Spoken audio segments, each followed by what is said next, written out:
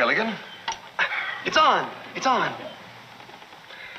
Gilligan, what did you do? I didn't do anything. I just turned it on. Oh, it's not his fault, Skipper. These batteries are dead, too. But I never used them. Well, batteries can lose power just sitting on a shelf.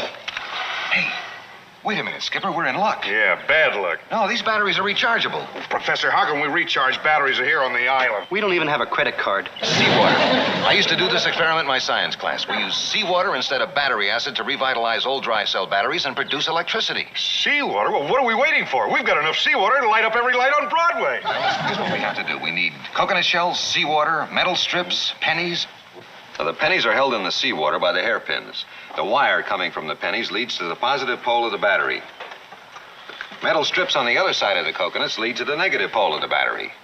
Now, everybody get ready to stir their coconuts when I get the battery hooked up. All right? Everybody stir. This way. Teeny, doesn't it? All right, that should be enough. Now, let's see if we can get anything.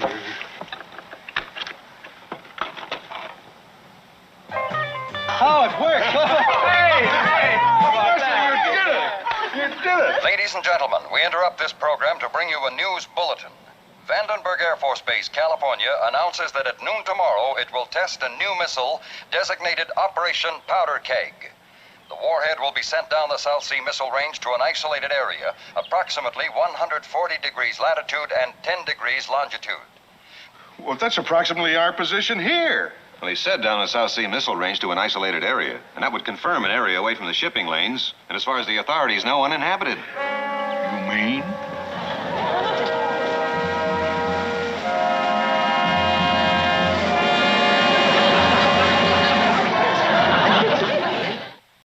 Bob Jacobs, where were you? What were you filming, and where were you? I was officer in charge of optical instrumentation at Vandenberg Air Force Base from 1963 to 66. And our job was to photograph with high-speed instrumentation every missile launched from Vandenberg going down the test range. And as I watched, the warhead, the dummy warhead, the chaff that was put out in front of it as a decoy to deflect the Russian anti-missile tracking radar, everything was flying along, and suddenly, in the same direction this stuff was flying at about 8,000 miles an hour, an object came into the frame, shot a beam of light at the warhead, flew up to the top, shot another beam of light at the warhead, flew around the direction it was flying, shot another beam of light at the warhead, flew down, shot another beam of light at the warhead, and flew out the same way it came in. Where's the kaboom? There was supposed to be an earth-shattering kaboom.